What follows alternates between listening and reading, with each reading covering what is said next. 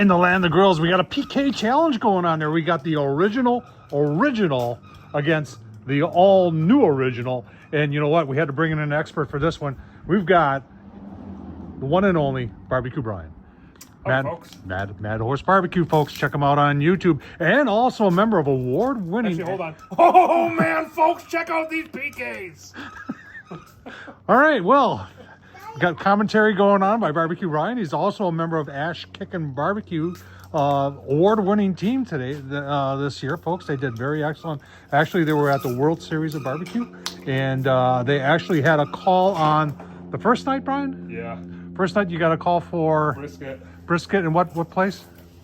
I think like 18th. 18th. So yeah, they're going to the World Series of Barbecue and getting a call up to the stage. It's pretty. It's the American Royal. It's the American Royal. World Series is poker. Okay. Or baseball. All right. Been corrected here. We're going to keep on going here. We're going to talk about the original. Obviously, there's big differences in the two. One was originally made here in the United States. The new original, not so much.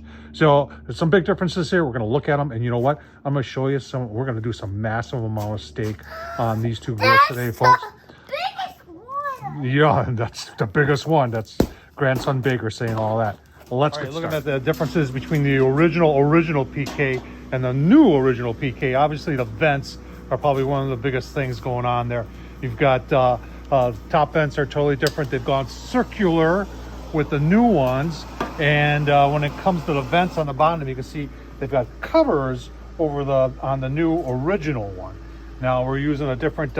We are using a charcoal grate from a PK, but the actor named Tom Horseman, the guy who plays Tom Horseman on Tom Horseman at Barbecue, cut out the center so it doesn't hold as much ash. What do you think of that modification there, Barbecue Brian? Oh, real nice, folks. Okay, a little sarcasm going on here, but we'll keep on looking at the top of the original. You can see this is how the vents would operate, and I mean it's foolproof. It works. On the new one, and you can see a new one on the bottom there. They got that lever. However, we've already had one break off on the bottom. You could call it user error, but we did have one break off on the bottom, and the old style, especially on the bottom, seem to work a little bit better because they're longer. I see on the top here, it's probably less likely on the new one that's going to break off, but on the bottom one they did it longer. So if you get anything caught in there, and that's just cast aluminum, that'll bust off pretty simple. Hinges they're integrated into top and bottom on the original, and they are integrated but in a different way on the new one. And I really don't have an opinion whether it's better or worse.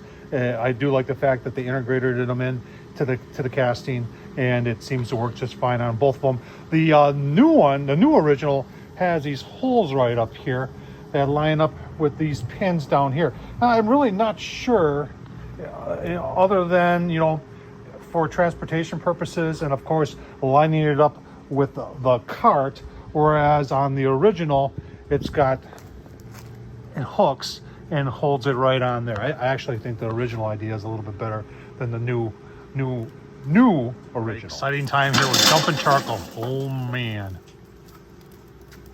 very exciting. All right, folks, we've got 2 tomahawks here, and then there's going to be 3 ribeyes going on. Barbecue Brian, why don't you tell them what we're putting on these steaks? Suckle Busters, SPG, and tailgater party rub. I'm really starting to like this combo. Some people might say this has enough salt in it. I disagree. So I like a little bit of SPG, medium coat of party rub. Fantastic on beef. Okay, you heard it from Barbecue Brian. Barbecue Brian knows. No words needed for this, folks. That is a thing of beauty right there. Very nice. Another difference about the new original is it has, when you first get it, at least when I got this one, it had the hole there for the temp gauge. I had to buy it separately though. And the original, we put that one over there. Always put it on the indirect side, folks. Folks, and when you're cooking on the PK, you gotta have some of the friendly beer. All right, got a little indirect action going on the all new original. And then we're gonna get scandalous here and transfer to the original to get some sear on there. Oh man, got a professional doing this here today, folks. And I'll tell you what, it's gonna be absolutely delicious. Give you a look. See, when you see those sear lines on here, you're gonna be amazed. All right, folks, so Brian, you did 125, 125. This is the third flip, and that's what it looks like after 3 flips. Yep. Folks, I'll tell you what, it's going to be absolutely delicious. All right, now that Sarah's done indirect on the all-new original, Barbecue Brian was stating how he likes how these grates just, yeah, that's nice, real nice. There's a lot of cool things on the all-new original. We got the one going on here. It's saying 63. That's why we're indirect on the other one. We just, you know, Tom Horseman on YouTube saying that's getting close to what he likes, but I think we'll go a little bit more. Oh, man, those are ribeyes, folks. Gonna be good eating. All right, we're gonna show you those ribeyes, but I just wanted to get the Barbecue Brian's final thoughts on the original versus the all-new original. Barbecue Brian? I like the original one the best. I don't know. I just do. Something about the way it looks. But I'll tell you what. I don't really have a good reason. I just like it better. Maybe because I haven't cooked on the new original. That's the PK1, isn't it? Or what do they call it? Is it That's the all-new original. The all-new original. Yeah. I like this one. They both work, folks. If you ever have the opportunity to get yourself the original, I agree with Barbecue Brian. There's something about the original, American made. I think the cast aluminum is just a tad bit thicker.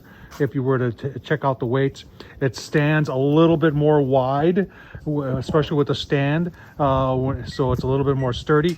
Obviously, there's some advantages to the all-new original, being that the shelf is foldable, so it makes it a little bit, portable. And they've got a better shelf on the bottom. Do have a probe port in the back, but as Barbecue Brian was pointing out, it's small, and all his probes he wanted to put in there didn't fit. So I think there's advantages to both of them, folks. If you ever have yourself an opportunity to pick up one of the originals, pick it up. It's going to be better, in my opinion, than the all-new original. If you're ever... Are you still on? I'm still on. Oh, you're still on. If you're ever in the market for a charcoal grill, Weber kettle's a very popular choice. But I like to kind of say buy once, cry once. And to me, my favorite charcoal grill I own is the PK. And I own quite a few kettles. But I love the PK. Just something about the, how good it is with the charcoal and what kind of sear you can get on steak, burgers, and chicken and stuff. But PK, in my mind, is a little bit above a Weber kettle. All right, well, there you have it from Barbecue Brian, folks. Thanks for watching. Don't forget to subscribe. Tom Horseman on YouTube. Check out Mad Horse Barbecue on YouTube. Also, folks, I appreciate you watching. Thanks for playing along. Hey, and don't forget, if you want to support all this craziness that we do, super thanks down below. Thanks for watching, folks.